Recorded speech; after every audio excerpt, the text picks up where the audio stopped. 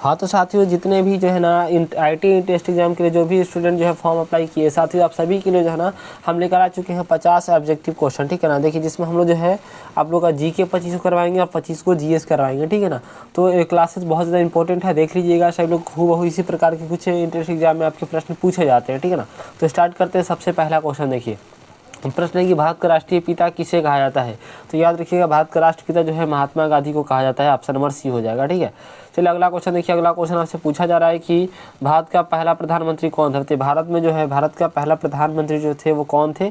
तो याद रखिएगा जवाहरलाल नेहरू थे। कौन थे?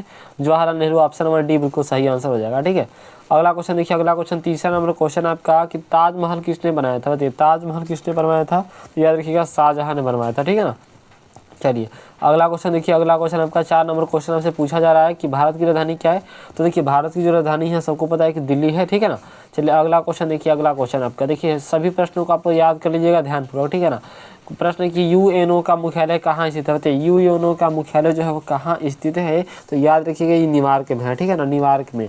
अगला क्वेश्चन देखिए। अगला क्वेश्चन 6ठा नंबर प्रश्न है कि भारत का संविधान कब लागू हुआ था। हमारे भारत का संविधान जो है साथियों वो कब लागू हुआ था। तो याद रखिएगा भारत का संविधान जो है 26 जनवरी 1950 को हुआ था। ऑप्शन नंबर बी बिल्कुल सही आंसर हो जाएगा। अगला क्वेश्चन देखिए। अगला क्वेश्चन आपका 7 नंबर क्वेश्चन है कि कंप्यूटर का जनक किसे कहा जाता है। बताइए कंप्यूटर का जनक जो है वो किसे कहा जाता है। तो याद रखिएगा कंप्यूटर का जनक जो है चार्ल्स बेबेज को कहा जाता है, ठीक है ना, चार्ल्स बेबेज को। अगला क्वेश्चन देखिए। अगला क्वेश्चन आपका कि भारत का राष्ट्रीय पक्षी कौन है। बताइए भारत का राष्ट्रीय पक्षी जो है वो कौन है। तो भारत का राष्ट्रीय पक्षी बाघ है। क्या है? बाघ है, ठीक है, याद रहेगा। चलो अगला क्वेश्चन देखिए। अगला क्वेश्चन आपका 9 नंबर क्वेश्चन है कि भारतीय रुपये पर हस्ताक्षर किसके होते हैं। तो भारतीय रुपये पर हस्ताक्षर देखिए RBI किसकी होती है। RBI की गवर्नर की होती है। ऑप्शन नंबर डी बिल्कुल सही आंसर हो जाएगा, ठीक है। अगला क्वेश्चन आपका देखिए। अगला क्वेश्चन है कि पहला एशिया खेल कहाँ हुआ था। तो पहला एशिया खेल जो है वो कहाँ हुआ था। तो देखिए ये दिल्ली में हुआ था साथियों। कहाँ हुआ था? दिल्ली में हुआ था, ठीक है ना। चलो देखिए आप सभी को बताते हैं ना कि सभी क्वेश्चन को आप लोग याद कर लीजिएगा, ठीक है। ये बेसिक क्वेश्चन है। भारत का सबसे बड़ा राज्य क्षेत्रफल की दृष्टि से कौन सा होता है। भारत का सबसे बड़ा राज्य जो है क्षेत्रफल की दृष्टि से कौन सा हो जाएगा। तो याद रखिएगा ये आपका राजस्थान हो जाएगा। क्या हो जाएगा? राजस्थान हो जाएगा इसमें से, ठीक है ना। अगला क्वेश्चन देखो। अगला क्वेश्चन है कि स्वस्थ भारत अभियान की शुरुआत कब हुई थी। बताइए स्वस्थ भारत अभियान की शुरुआत जो है कब हुई थी। ये हुआ था 2014 में। कब हुआ था? 2014 में हुआ था। ऑप्शन नंबर ए बिल्कुल सही आंसर हो जाएगा, ठीक है ना। अगला क्वेश्चन देखिए। अगला क्वेश्चन 13 नंबर क्वेश्चन है साथियों कि भारत का सर्वोच्च नागरिक सम्मान क्या है। बताइए भारत का सर्वोच्च नागरिक सम्मान जो है वो क्या है। तो याद रखिएगा ये हो जाएगा भारत रत्न। क्या हो जाएगा? भारत रत्न मिलता है, ठीक है ना। चलो अगला क्वेश्चन देख लो। अगला क्वेश्चन आपका है कि संविधान की प्रस्तावना में कितने शब्द। बताइए संविधान की जो प्रस्तावना है उसमें कितने शब्द जो है। तो याद रखिएगा 22 को शब्द है। कितने? 22 को शब्द है साथियों। ऑप्शन नंबर ए बिल्कुल सही आंसर हो जाएगा, ठीक है ना।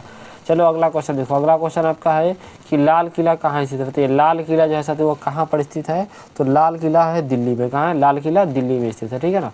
चलो अगला क्वेश्चन देख लो। अगला क्वेश्चन आपका है कि हाल ही में चंद्रयान 3 ने किस स्थान पर सफल लैंडिंग की। बताइए हाल ही में जो चंद्रयान 3 ने किस स्थान पर सफल लैंडिंग की थी। तो याद रखिएगा इसे चंद्रमा के दक्षिणी ध्रुव पर किया था। ऑप्शन नंबर ए बिल्कुल सही आंसर, ठीक है ना। अगला क्वेश्चन देखिए। अगला क्वेश्चन आपका कि भारत में कितने राज्य है। बताइए भारत में जो है साथियों कितने राज्य है। 2025 की बात हो रही है, ठीक है ना। देखिए तो याद रखिएगा इस प्रश्न का सही आंसर ऑप्शन नंबर ए हो जाएगा 28, ठीक है ना। 28 राज्य है। क्वेश्चन देखिएगा। अगला क्वेश्चन है कि प्रथम महिला प्रधानमंत्री कौन थी। बताइए प्रथम महिला प्रधानमंत्री कौन थी, बताएंगे सभी लोग। देखिए ये जो है ना ऑप्शन नंबर आपका हो जाएगा बी इंदिरा गांधी थी। कौन थी? इंदिरा गांधी प्रथम महिला प्रधानमंत्री थी, ठीक है ना। चलिए अगला क्वेश्चन देखिए। अगला क्वेश्चन आपका है 19 नंबर क्वेश्चन। प्रश्न है कि ग्रीन हाउस गैस कौन सी है। बताइए इसमें से कौन जो है ग्रीन हाउस गैस है। तो याद रखिएगा कार्बन डाइऑक्साइड क्या है? ग्रीन हाउस गैस है, ठीक है। ऑप्शन नंबर क्या हो जाएगा? बिल्कुल आपका सी सही आंसर हो जाएगा। कौन सा? ऑप्शन सी बिल्कुल सही आंसर, ठीक है। अगला क्वेश्चन देखिए। अगला प्रश्न है आपका साथियों कि भारत की पहली महिला राष्ट्रपति कौन थी। बताइए भारत की पहली महिला राष्ट्रपति जो है साथियों वो कौन थी। तो याद रखिएगा प्रतिभा पाटिल थी। प्रतिभा पाटिल हो जाएगी। ऑप्शन नंबर क्या हो जाएगा? बी बिल्कुल सही आंसर हो जाएगा, ठीक है साथियों। बी ऑप्शन नंबर सही हो जाएगा, ठीक है। अगला क्वेश्चन देखिए। अगला क्वेश्चन आपका 21 नंबर क्वेश्चन पूछा गया है साथियों कि जन गण मन के रचयिता कौन होते हैं। जन गण मन के रचयिता जो है साथियों कौन थे। याद रखना आपको जन गण मन के रचयिता कौन थे। तो बताइए इस प्रश्न का सही आंसर क्या होगा साथियों। तो याद रखिएगा रविंद्रनाथ टैगोर थे। कौन थे? रविंद्रनाथ टैगोर थे। ऑप्शन नंबर क्या हो जाएगा? बी बिल्कुल सही आंसर हो जाएगा, ठीक है ना। चलो अगला क्वेश्चन देखो, अगला क्वेश्चन आपका है 22 नंबर क्वेश्चन। प्रश्न है कि हड़प्पा सभ्यता किस नदी के किनारे बसी थी? बताइए हड़प्पा सभ्यता किस नदी के किनारे बसी थी? तो याद रखिएगा ये सिंधु नदी के किनारे बसी थी। हड़प्पा सभ्यता सिंधु नदी के किनारे बसी हुई थी, ठीक है ना। चलो अगला क्वेश्चन है कि भारत की सबसे लंबी नदी कौन सी होती है? भारत की सबसे लंबी नदी कौन सी हो जाएगी? तो ये आपका हो जाएगा बिल्कुल आपका गंगा हो जाएगी। कौन सी नदी? गंगा नदी हो जाएगी। ऑप्शन नंबर बी बिल्कुल सही आंसर हो जाएगा, ठीक है ना। अगला क्वेश्चन देखिए, अगला क्वेश्चन 24 नंबर क्वेश्चन आपसे पूछा गया है कि यूएनओ का पूर्ण रूप क्या होता है? तो 24 का सही आंसर हो जाएगा United National Organisation. Option number क्या हो जाएगा? बिल्कुल आपका सी हो जाएगा सही आंसर, ठीक है ना। ऑप्शन नंबर सी बिल्कुल सही आंसर हो जाएगा साथियों, ठीक है ना। देखिए आपका ये आपका अगला क्वेश्चन है कि भारतीय रेलवे का प्रतीक रंग क्या होता है? भारतीय रेलवे का प्रतीक रंग जो है वो क्या होता है? तो याद रखिएगा ये आपका होता है लाल। कैसा होता है? लाल होता है। ऑप्शन नंबर क्या हो जाएगा? ऑप्शन नंबर बी बिल्कुल सही आंसर हो जाएगा, ठीक है ना। अब देखिए अब हम लोग जीएस पढ़ेंगे, ठीक है ना। सामान्य विज्ञान की तरफ चलते हैं, ठीक है ना, क्योंकि हम जो है हर सेट में, सेट नंबर 1 है, हर सेट में आपको 25 को जी के साथ ही और 25 को जीएस को करेंगे हम लोग, ठीक है ना। जीएस को करेंगे 25 को, ठीक है। आप सभी लोग जो है तैयारी में लग जाइए। 25 को जी के 25 को जीएस हमारे रोज जो है आप लोगों को चढ़ा दिया जाएगा क्लास में, ठीक है ना। स्टार्ट करते हैं अब जीएस की तरफ चलते हैं। पहला क्वेश्चन है कि जल का रासायनिक सूत्र क्या होता है? तो जल का जो रासायनिक सूत्र की अगर हम बात करेंगे ना, तो जल का रासायनिक H2O होता है। ऑप्शन नंबर बी आंसर सही है, ठीक है। अगला क्वेश्चन देख लो, अगला क्वेश्चन 27 नंबर क्वेश्चन आपसे है। प्रश्न आपसे पूछा ये गया साथियों, ध्यान देंगे सभी लोग कि पृथ्वी जो है साथियों, देखिए क्वेश्चन आपका ये है, यहाँ पर प्रश्न को देखेंगे सभी लोग साथियों थोड़ा सा। यहाँ पर हाँ क्वेश्चन देखिए, पृथ्वी का गुरुत्वाकर्षण बल किसने खोजा था? पृथ्वी का गुरुत्वाकर्षण बल का खोज जो है किसने किया था? तो याद रखिएगा ये किया था न्यूटन ने। किसने? न्यूटन ने किया था। ऑप्शन नंबर बी बिल्कुल सही आंसर हो जाएगा, ठीक है ना।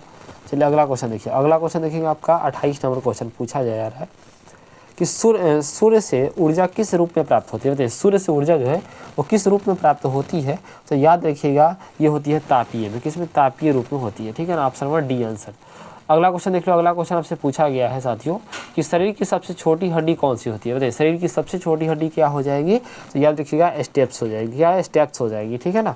चलो अगला क्वेश्चन देख लो, अगला क्वेश्चन है कि दूध में कौन सा कार्बोहाइड्रेट पाया जाता है? बताइए दूध में कौन सा कार्बोहाइड्रेट पाया जाता है? तो याद रखिएगा साथियों ये आपका लैक्टोज पाया जाता है। ऑप्शन नंबर डी बिल्कुल सही आंसर होगा, ठीक है ना। चलो अगला क्वेश्चन देख लो, अगला क्वेश्चन आपसे पूछा गया है कि मनुष्य के शरीर में सबसे बड़ी ग्रंथि कौन सी होती है? बताइए तो मनुष्य के शरीर में सबसे बड़ी ग्रंथि की अगर हम बात करेंगे ना दोस्तों, ये यकृत हो जाएंगी, यानी कि लीवर। ऑप्शन नंबर क्या हो जाएगा? बी बिल्कुल सही आंसर हो जाएगा, ठीक है ना। चलो अगला क्वेश्चन देख लो, अगला क्वेश्चन आपका कि पाचन क्रिया मुख्य रूप से कहाँ होती है? बताइए पाचन की क्रिया जो है मुख्य रूप से वो कहाँ होती है? तो याद रखिएगा छोटी आंत में होती है, ठीक है ना। और शुरुआत कहाँ से होती है? तो मुख से होती है, ठीक है, याद रखिएगा। अगला क्वेश्चन देखिए, अगला क्वेश्चन है कि रक्त का लाल रंग क्यों होता है? बताइए रक्त जो है वो लाल रंग का क्यों होता है? तो याद रखिएगा इस प्रश्न का सही आंसर होगा सी, यानी कि हीमोग्लोबिन के, सॉरी ऑप्शन नंबर क्या होगा?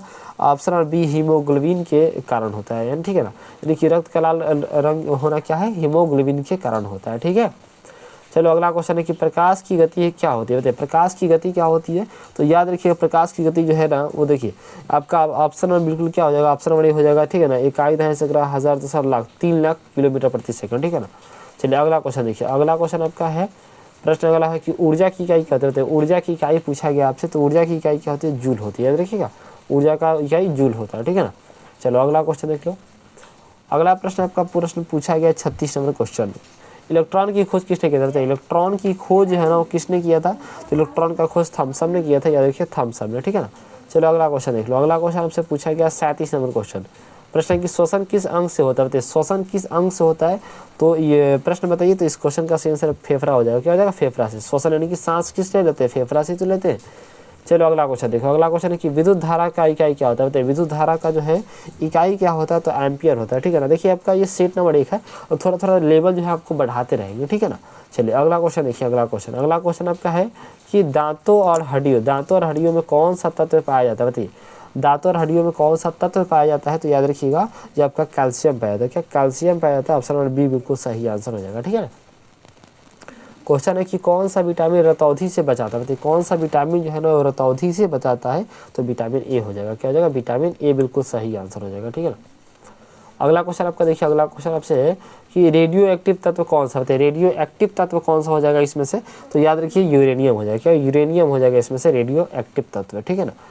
अगला क्वेश्चन देखिए, अगला क्वेश्चन आपका है साथियों कि पारा किस रूप में पाया जाता है? बताइए पारा जो है किस रूप में पाया जाता है? तो याद रखिएगा द्रव के रूप में। किसमें? द्रव के रूप में पाया जाता है, ठीक है ना।